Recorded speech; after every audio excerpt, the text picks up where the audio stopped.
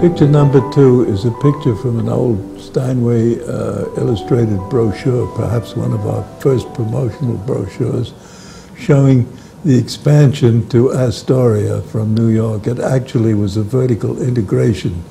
What they wanted to do was cast their own plates and cut their own lumber, and that's how it started.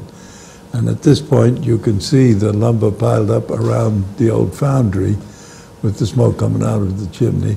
And the first expansion over from 53rd Street was the case shop on the right with the other smoke coming out the chimney. And that dry kiln building is still there. You can see the walkways going across from building 25, which is still there also, and is now integrated with all the other buildings around. And up on top, that's the other side of the case shop. And then on the right is the, I guess that's the foundry, yeah. It's the, where the old key shop was, it's now the domain of the renovation people. So that's one of the first buildings. I can't read what it says. Can you, Roy, underneath that? It says Foundry Steelworks, yes. Yeah, Foundry Steelworks. Metalworks. At that time, they cast the plates in the foundry and then took them around for the deburring, cleaning, polishing up, and finishing and so forth. And then the mansion in the center. Oh yeah, in the center is the Steinway mansion that went with the place.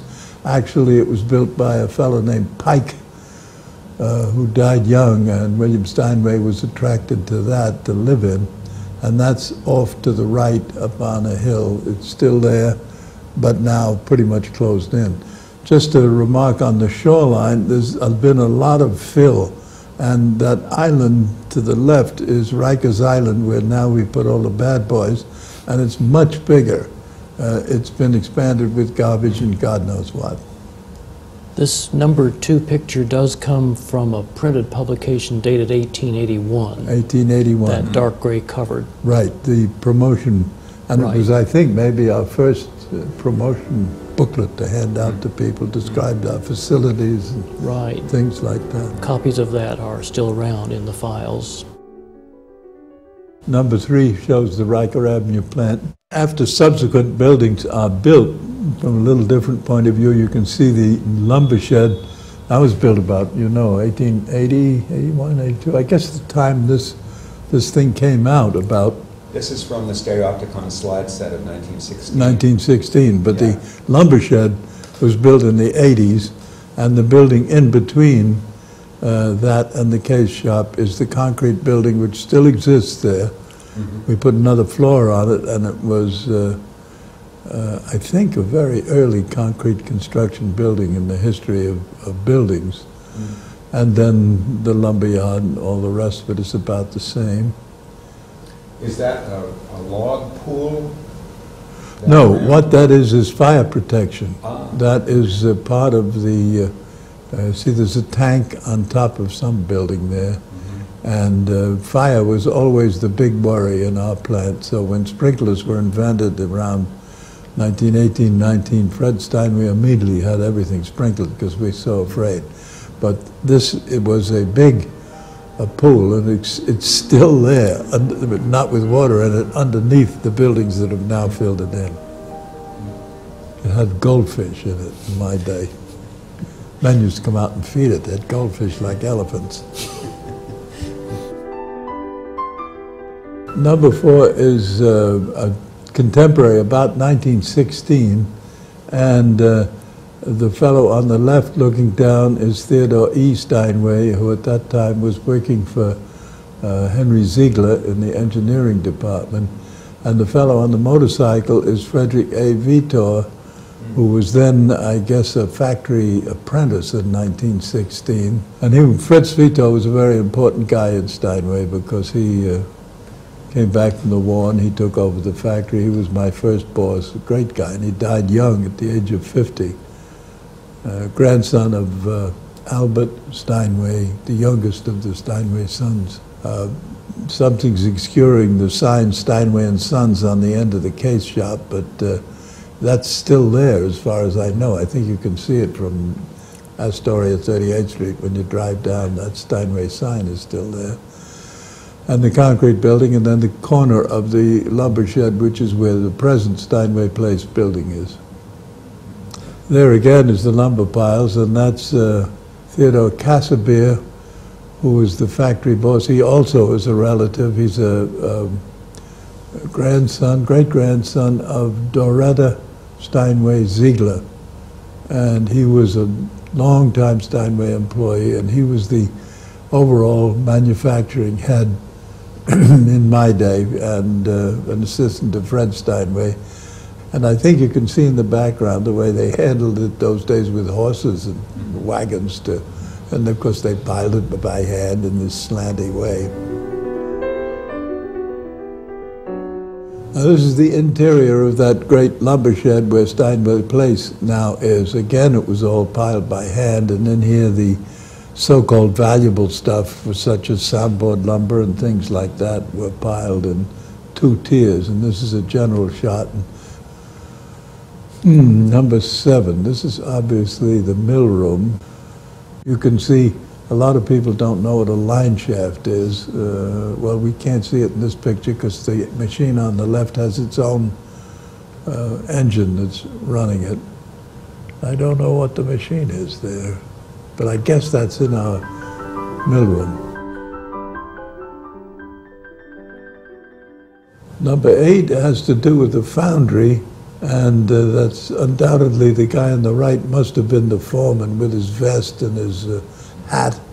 And what we used to cast all kinds of small stuff like that iron wedge that goes in the big pianos, and we had a brass foundry that did the things on the end of the action hangers and stuff like that. So you can see in the front all those are molds of something. I can't tell exactly what they are, but that the guy on the left is just closing a mold, and those are sieves that you shook the sand on with to do the molding.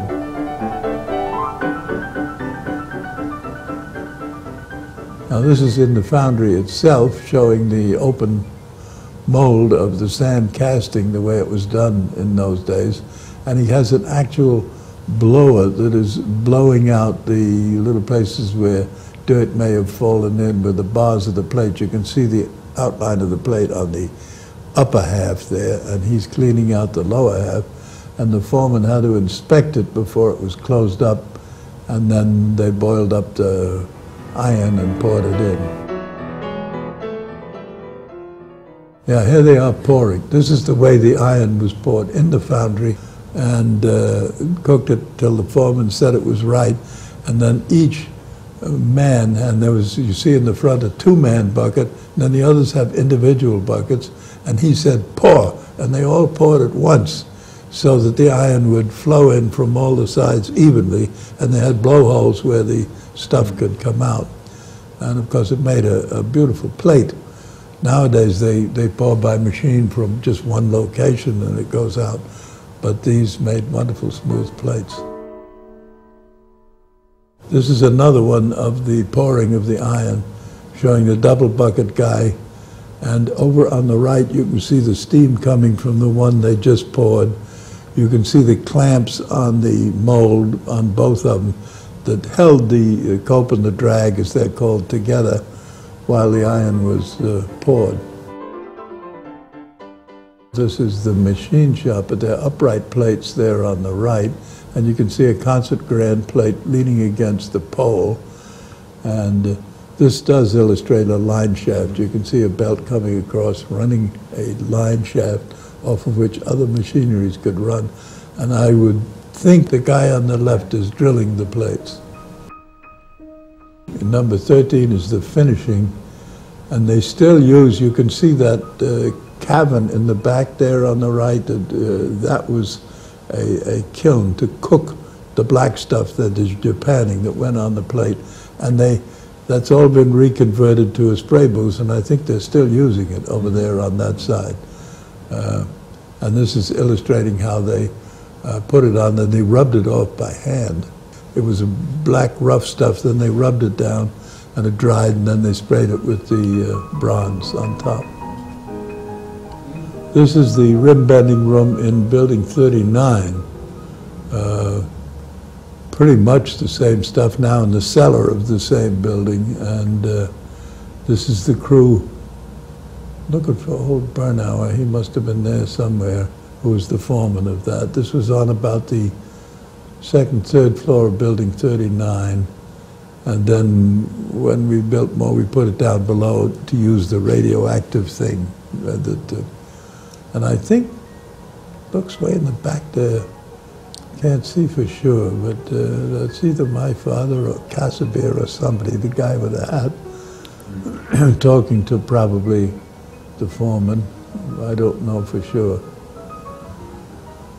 But that's the old rim press, pretty much the same as what we have now. Do you have any comments about that, Roy? And it looks as though the rim bending is going on and is nearing completion of the form at that point. This is the part where they have to get the treble swung in. Number 15 is in the storage room for the kilns, and there again, that's Theodore E. Steinway on the far side with the tie on.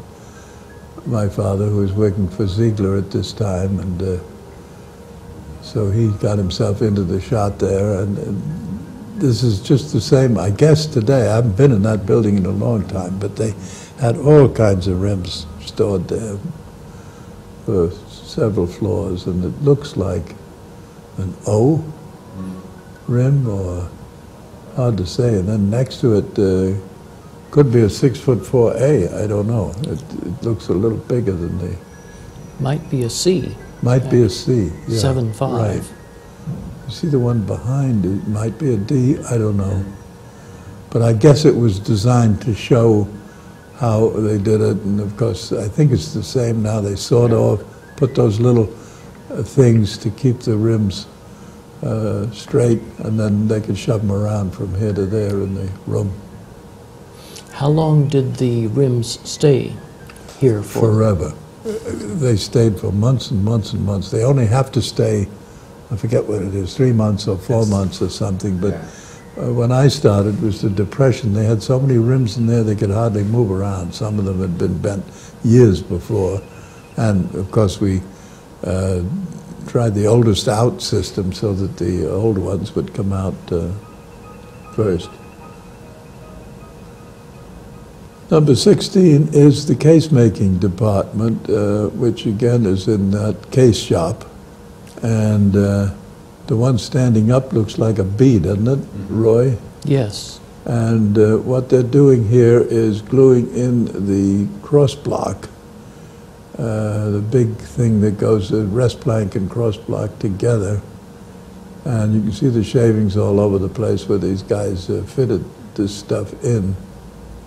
And this is 1916, when we were still doing it the old way. The improvements in case building came mostly in the 20s when they developed more machines for doing this. Right. This is an idealized drawing of the Ditmars Avenue factory, which we used in our promotion and used them together. It is what it was like. It was extended from 3 floors to 6 floors. I forget the date, but I have the date somewhere which we can get for you. And you'll see on the left there, that was our garage, where we kept the trucks. And then in the front is the loading shed. And on the right is the, quote, temporary entrance, which we used until we left the building. It was where we all came in and came out, and the employees came, punched the clock and so forth. That was the entrance. This is Ditmars Avenue running in front with a little truck and car are, and 45th Street going the other way with the trees. Was the addition made around 1926 when they had a big production of Grands? No, it was made before that. Before the thing was 1904, the basic 3 floors, and then they put it up while the Park Avenue factory was still there to move in things like that. Whole top floor was varnish, nothing but varnish. It took weeks and weeks to finish them, and so they needed that space for that. And on the apex in the middle, the part that's sort of triangular, the big wide window, that was the drawing room. That was Henry Ziegler's preserve up there where he did his drafting and engineering and so forth. Was it around 1910 perhaps when they moved out of Park Avenue completely? Yes, I would say it was around, I have the date somewhere, but it's about 1908 when they put on the 3 more floors. I have a picture of it, but I don't think it's from this collection. Number 18 is the soundboard drying room, and that foreman with the mustache is, there were 3 generations of those guys, and the name just at the moment escapes me. But this was where the soundboards come in. You see on the left before they have the ribs and the bridge on, and then the other ones in the racks after, and it was just a warm room to keep them until they were put in. And I got to get the name of that guy. It was an old family that was with us for a long time. I still remember him at this end, and then his son was there too. And it was a building on the end of the Ditmars building, which is torn down, of course, now. These are the soundboard makers working in front of that, using the glue bars or go bars, as they call them, made out of ash to hold them down, which they used for everything. The guy in the back there looks like he's putting the bridge on with all of them, and the fellow in front is shaping up the bridge, I guess. Looks like, yeah. And this was a big belly department in the Ditmars factory on the 2nd floor, 3rd floor, something like that. I can't remember exactly which. Number 20 is the guy who is gluing the bridges. You can see the bridges piled up on the left with their hooks, and you can see one on that table there in the row with the glue still sticking on, and they were bent just like the rims and presses in the rim. Now this is the bellyman pinning, it looks like to me, putting the pins in. And he's got behind him, just as we have today, the case with the plate lofted and it's been fitted. And that was done in another place around the corner. And that's just a view of the bellyman floor with plates on the right, either waiting to be fitted. In those days, it was a big deal because in the foundry, we had several different patterns for some styles, like the M had maybe 3 or 4 different, and they would develop differences in the plate. So there was a guy who would see which one fitted the case best, and then they'd mark it for that one. Well, that is verified by the fact that the Steinway foundry plates with plate casting data at the back include a mold number. Right. And indeed, for certain scales, there were molds more than one. Yes, that's right. And I've observed that there's even lettering was positioned slightly differently. Yes. Now we're in the key shop, which was where the restoration department office is now, that whole building. But anyway, we made our own keys all the way from the keyboard out of California sugar pine. You can see racks of them up there, and then keys laying around, because we had to lay the ivory, and then he's got a wood plane in his hand, so he may be doing the underside of the frame. Now this is a typical finishing floor in the Ditmars factory. I don't know what operation, whether it's the first finishing. You can see the action there, and the keys laying on top, and it should be fitting the keys to the frame, the first finishing or second finishing, right? Something like that. And you can see they all worked at benches and that sort of thing. And there's a guy on the left sitting down who's probably a chipper, a rough tuner, because they got the several tuners all the way through. Again, the key shop, and I guess they took that just to show what a keyboard looks like in its rough condition. And the guys on the right, it's a little hard to see just what they're doing. They had to do the edges of the keys. It looks sort of like that. They're holding them up in a little vise and cleaning them all up. It's an action department, must be, yeah. Action department.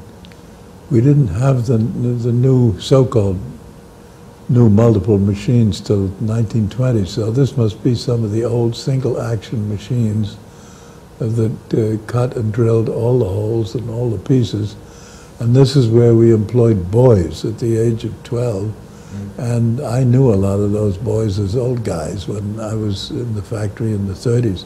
They'd spent 50 and 60 years with Steinway. This is the action department, which is on top of the case shop. Used to be called the chicken coop. You can see the shape of the roof there. And they're doing various action. The guy on the right is doing a mounting job, putting something on the frame. And the fellow sitting down at the left is testing the repetitions, and that's part of the action department. I see a fancy case there, a double Louis on the right, which was undoubtedly to show off that we could do that. But what department is that? What the heck are they doing? It must be dampers or something like that, I would say. I think Roy, the guy on the left there. Wouldn't be stringing? Oh, stringing? Grand stringing, perhaps? Yeah, it could be. Do you see coils of wire anywhere that... I don't see coils of wire. What we do see is that most of the other pianos are still on shop legs, temporary shop legs. They were on shop legs for a long time. And that's obviously a special, that Louis there, because it's a double Louis, I mean, with all the carving and so on. Yes. And I don't see the carver himself. We had a carver. And that is the Ditmars factory. It's got to be from the construction. This is uprights, as you can see, the bellying of the uprights. On the left, they're gluing the whole thing in using those old lovely clamps that are now replaced by machine. And we had a fairly active upright production in the around this time, 1916. It faded off in the 20s when the Grands got so popular, but at this time, and they built the whole thing by hand. The back was assembled, and that looks like parts for the back on the right there, you know, uprights and frames and stuff like that. They probably worked on two cases. While the one was gluing, he's now starting the next one. String winding. We used to wind our own strings, and this is the string winding machine that was at Ditmars. And those are the wound sets hanging up there. You can see the spindle there, and then he had to hold the wire in his hand with a certain tension to get it wound. And you can see the coils of wire on the left where it's coming. Are we stringing here, you think? Yes, I'm almost certain it's stringing. Yeah. I would say from the angles of the piano, since they had the front end elevated to assist the stringer. There's a man in the back with a hammer. Yeah, and you can see the coil of wire sitting up there. And that's probably the foreman, whose name was Neupert, over on the right. But you see on the back wall that poster? That's an Art Deco poster that I saw sold for $3,000 recently. And, you know, it was Art Deco. We don't have any. They have one in Hamburg. This is definitely stringing of uprights, I would say. And the upright in front is a Model V, height 4 feet 2 inches. Good. Scaled down from the K Vertigrand. But made in 1916. Correct, right? Yes. Yeah. Number 32. Now, what are we doing here? I think we're back in the case department. Riker in the case department. It must be gluing. I see it looks like fall boards over on the left there and that thing. So it must be various Are those vertical case sides? I think it must be. Yeah. Can't be top front flaps, I don't think. I think they must be vertical sides. Right. This is the carving studio in the Ditmars factory. There's a carver up there who is probably one of the Ayuso family. I'm not just sure, but that was a separate department in the Ditmars factory.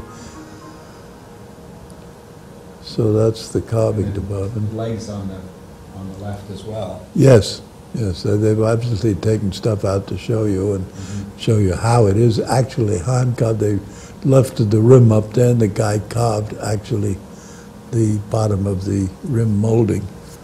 The rim itself was machined out, but then the molding had to be carved by hand. And that is a fancy Louis apart from regular stock production, because It it's looks not, that way to me. not the Sketch 501A, it's No, something it's else. some other sketch.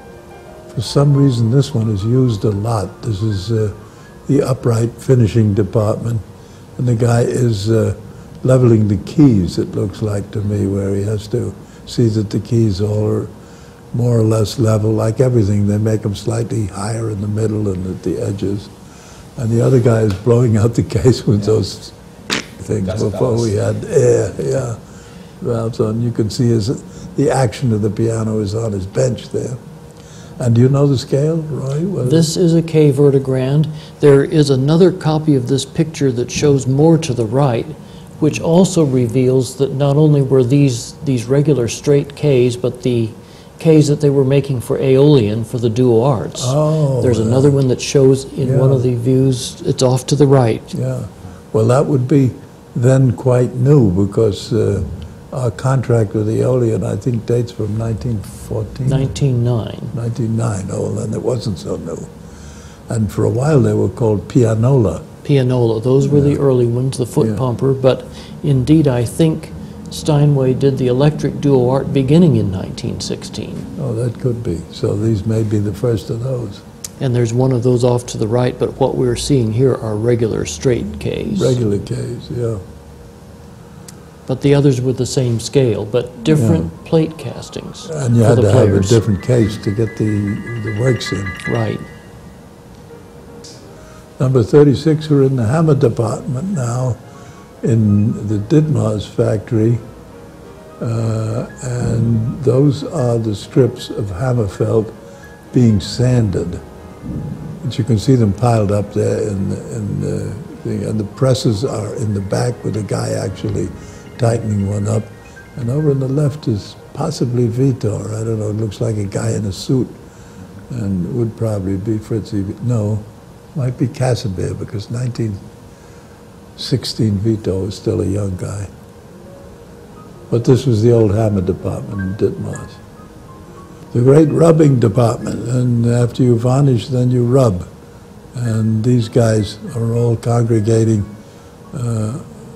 rubbing down with pumice and water the finish, whole varnish finish at this time, which took forever. Got rubbed down between coats, and I think it was all done by hand. Now we're getting closer to the finish. I see we've got the keys in action in. It looks more like some casework, perhaps. Polishing? Some polishing, perhaps. I think so, and maybe the fitting of the fall or something like that, because the case is already pretty much far along. The guys in the back I can't quite see, and then there's a whole bunch of them congregated in the rear. So I can't say for sure what department it is, but it was obviously to show the piano at a further stage. It's a Model O grand in front. Now this shows you the business of what it was to varnish things. They piled them up like that, 4 or 5 high. They had to scuff them between coats, and the foreman is the guy on the right, and his name was Geiger, and his son was a superintendent in my time. And he's supposedly feeling and inspecting to see whether they've done a good job in between. And it was several months that these things, this was the top floor of the Ditmars factory.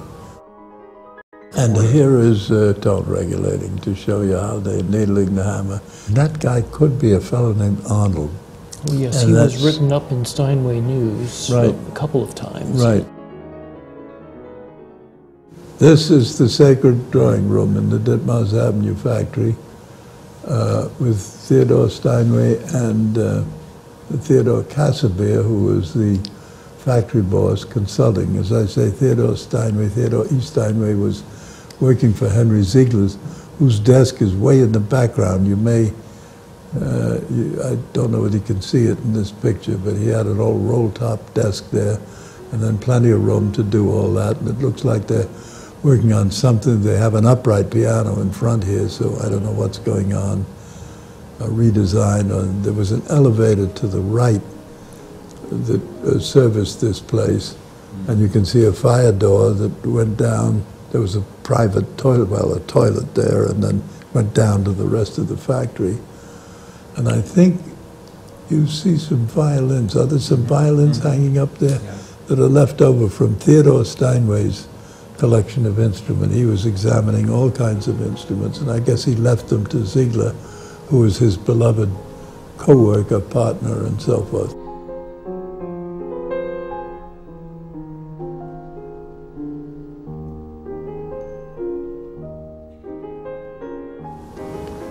On the right is a cabinet, which is where all the sacred drawings were kept,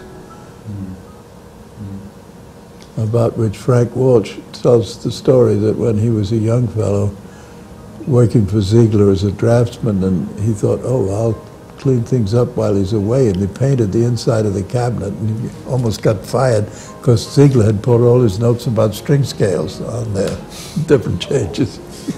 They painted over it. And in the back, I see pictures of oil portraits that could be. It can't be the Henry Steinway ones. I don't know what it is. Was this area kept off limits for most people because of the confidential nature of Absolutely. experiment? Only by invitation. And would be up when Mr. Ziegler was there. And he used to come in all dressed up. He used to wear a wing collar and all that sort of stuff. So he was very careful guy. And Henry Ziegler was a nephew of C.F. Theodore Steinway. Yes, that's right. And he was a grandson of Doretta Ziegler. No, son of Doretta. Henry Ziegler was a son of Doretta and Jacob Ziegler. And then Ted Casimir was another one. They were related on both sides because one of the Ziegler daughters married Casimir. So that's the relationship there. And I see up on the right, there's a picture of the founder, which I think is in the factory today. I had it here for a while, and then when they rebuilt the office, I think it's back over there somewhere, big picture of Henry Aguilar. And I don't know what the portraits are down the end. I can't quite see.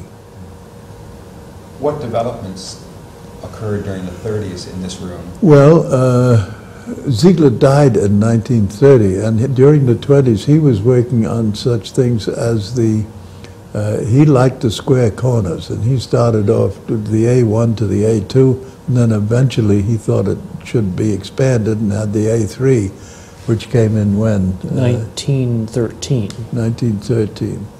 And then the O to the L, he changed the O to the L with the square corners, and there were drawings for a small scale, and after he died, Paul Bilhuber, his successor, the decision was made to go for it, and so they developed the S-Grand here in this room, and the new uprights, which are started off with cut-down versions of the Vertigrand, I think, to make our old 45-inch scale, and then the 40-inch was developed from that, which we don't make anymore, but we made a hell of a lot of them at one time. So that's mostly what went on here in the 30s, together with most of the improvement stuff had stopped. Paul Bilhuber was working on the things that make the case, did a lot of wonderful work there, taking the heavy work out of case making, and most of the machines we had, multiple drills and things like that, were developed by Paul. I guess he worked out of here. I don't know for sure where he spent a lot of time at Riker where the case making was. Would the diaphragmatic board have been developed here? Yes, yes, the diaphragmatic board, the hexagrip rest plank, the, what else? There's some other one. The accelerated action, perhaps? Yes, Yeah. accelerated action, which Fritz Vito particularly shepherded. He was interested in the action thing. And all the drawing work was done up here, and as you say, it was secure. Steinway was very much, the records were not kept until much later when I put Frank Walsh in charge, and we said we have to start documenting this stuff, and it's those old books which are still there, I think, up in the engineering, ring binders with change orders and things, so they knew what the hell was going on. But these guys like to keep it secret. My father, Theodore Steinway, was called to Steinway Hall. He left Ziegler in some time about 1918 or 19 and became secretary of the company at Steinway Hall. That's a whole other story. One other little comment about this number 33 with that upright back in the front of the picture. Indeed, it was the K Vertigrand 1903, and then in 1913 scaled down from the K was the V, and then the next step was the 45 or Model P, right? Which That's placed what in went production. on in the 30s, but all the Right. prior stuff was Ziegler. He did a lot of work with uprights to turn of the century when we had the F and the G and Yes. T and all kinds of uprights, big old ones that Yes, show up. Ziegler did a lot of that in the 80s and 90s. Yeah, and narrowed it down to the K Yes. and the V, The K and the V. which and- became our staple for a Right, long and time. Hamburg today still makes both of those, K Yes. and V. Right, And then the P or alias 45 was scaled down from the V. that's right. 1938 in production, but anticipated with an experimental Model W in 1936, Yeah, right in your Depression time and right when you Right. started in 37. right.